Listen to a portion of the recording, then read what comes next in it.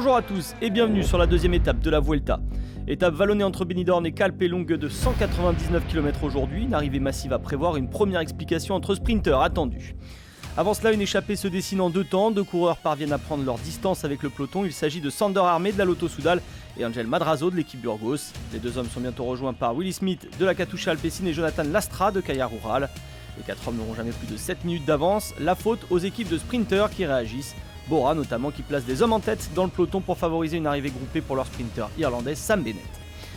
Dans l'échappée du jour, un homme se distingue, il s'agit de Madrazo. L'Espagnol passe en tête lors des deux premières ascensions de la journée et sera porteur du maillot de meilleur grimpeur au soir de cette deuxième étape.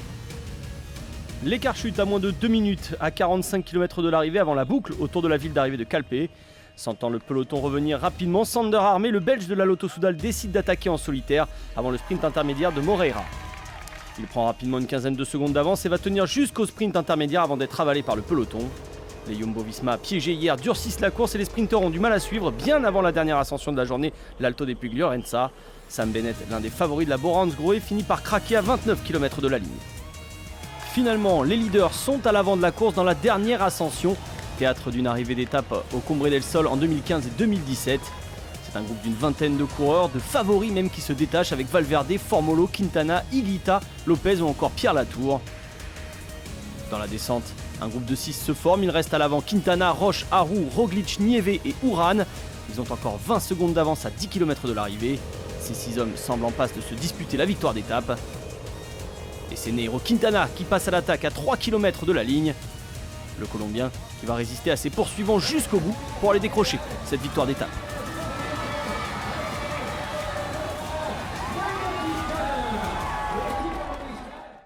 Nairo Quintana s'impose donc à Calpe avec 5 secondes d'avance sur Nicolas Roche et Primoz Roglic.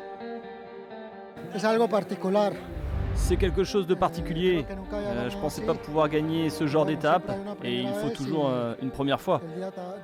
La journée a été spéciale et c'est sympa, j'en avais besoin et l'équipe aussi.